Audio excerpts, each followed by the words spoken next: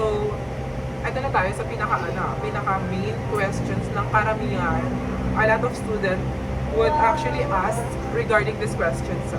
Why did you choose CAPSU as your university talaga? San? Ako siya talaga yung last resort ko na talaga. Kasi siya na lang Last yung... option. Ayun talaga, to be honest. Kasi ayun na lang yung state yun na malapit na kahit pa paano hindi siya more than 4 yung biyahe. Tapos, since taga-Bacoor din naman ako sa Bacoor lang. Siya lang yung school na i-offer ng program ko ng side ako. Kahit pa paano, may pampalubag loob kasi may psychology naman dito. Ayaw mo ba? Ayun. Sayang yung taon. Like habang may nagpapasok ka mag-aral. Sa bagay. Sorry. Solid. Ay, sorry ha. How about you, Sharla? CBS yung po. Wala siya sa list. PUP, PLL, PL Mall, Indang, and Libos. Apat yun sila.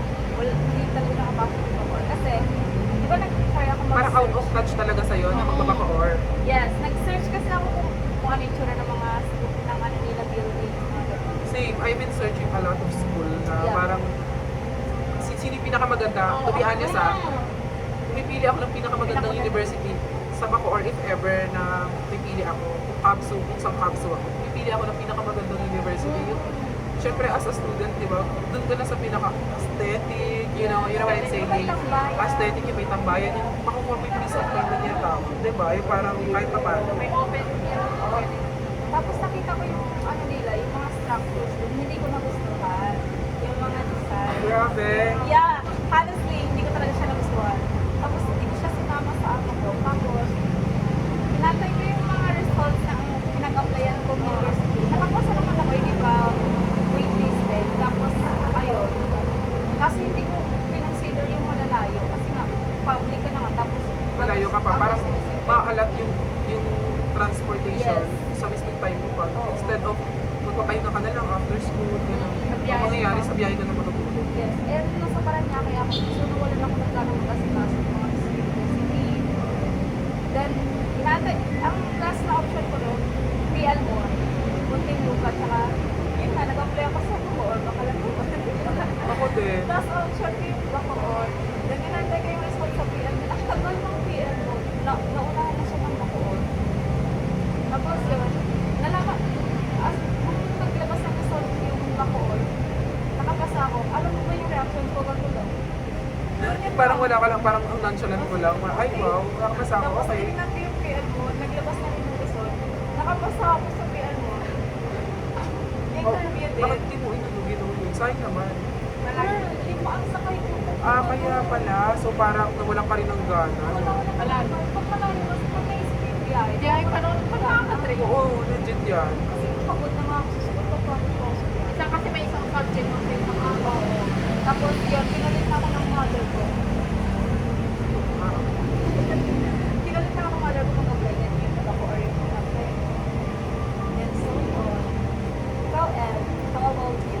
Sa akin, since wala kang plans no any plans, parang hindi ako nag-set ng plans if I continue studying, lalo na sa college. Since working student na ako noon, as a call center agent, na mag-shift, parang it's really hard for me to, actually ano pala ako nun contemplating pa rin ako dun sa may nag-hesitate pa rin ako. Kumbaga, kasi wala talaga akong plan. Iniisip ko kung kaya ko ba siya, kung mag-stop ba ako, financially fit na ba ako para mag-continue ng college, or kailangan ko pa ba mag-work hard to finance myself since I have 4 siblings, remaining 4 siblings na nag-aaral pa privately. So, kumbaga, magsi-self-sustain ba ako or kung mag-stop ba ako, kailangan kong pumili. It's either mag-work ba ako or mag-aaral ako. So, inisip ko talaga agad na 100% mag-continue ako working. So, not until may one friend came to my life. Ako ay naman yun. Yung parang may isang classmates na siya talaga yung porsigido, yung parang piniperso niya talaga since alam niya talaga yung ano ko talaga yung pinaka-favorite ano, pinaka-thought ko talaga na program, which is psychology. Then nalaman niya na may psychology sa may Bacoor. Since doon naman siya mag-a-apply, parang sinabay niya na ako. Yun, pinasa niya yung requirements ko and such. Then, in-inform niya naman ako. Ahead of time na pagpasa niya, na pinasa niya lang yung requirements ko. Nung pinapasa niya na yun, na-shock na lang ako na pinasa niya na pala. So sabi niya, wala ka ng choice, ganito ganyan, pupunta na lang tayo. Hindi ka na binigyan ng choice. Sinisip namin, kung ayaw mo naman, huwag mo na lang seryosohin yung application journey mo. So, mag ano ka na lang, eme-emehan mo lang, laruin mo na lang yung mismo, application. Ganun yung ginawa ko. Pero yung bonus, hindi ko pinalagpas kasi nag-enjoy ako sa kakashare. Kasi ang saya niya, parang ayun yung, ayun yung magpalubag loob. Yung pag-share din ng bonus, naiisipin mo na walang mali, walang tama. Nagpapaunahan kayo ng katabi mo. Actually, nagpapaunahan kami ng friend ko, so nakarami ako ng bonus. So habang nag-share ako ng bonus. Tapos nung pag-uwi namin, wala lang sa akin. Parang hindi ako kinabahan, hindi ako parang pinagpagisan and such. Kasi inisip ko, ay, hindi ako papasa dyan. Tsaka kung papasa ako, hindi ko yan ito-grab kasi na-working ako. Kasi kumikita ka na ng almost 20,000 per month. Iisipin ko ba mag-aral? Siyempre hindi na, para sa akin ha. Doon yung nasa isip ko, doon yung itin ko. Tapos, nung nag-aral sila ng nakapasa ako, ako yung nakapasa, ang malalano yung kung sino yung nagkaya sa akin doon. Siya yung hindi nakapasa, kaya sabi ko, oh my God, parang sabi ko, ang ano naman ito, parang Grabe yung plan. oo, yung practice talaga. Parang hindi ko talaga siya na-expect. I did not expect talaga na makakapasa ako doon. Kasi hindi ako nag-review. Pumunta ako doon na wala akong reviewer, wala akong any idea sa mga topic ha. As in, yung mismo, the coverage itself, wala akong idea. Kumbaga pumunta lang ako doon, parang paganda, umamura, parang may makita, gorgeous, slayable, yung mga nag-e-exam doon. Kasi alam mo yun, nakakapagod na yung araw. Tapos makakakita ka pa ng mga pangit. Yun naman yung saying, parang Yes, I understand. it's not giving na. Yes, I. Yes, I. Yes, I. And ayun na, doon na nag-start. Doon na rin nag-end yung ating conversation. And I think this is the end. Kapag. Wait lang, cut muna tayo doon.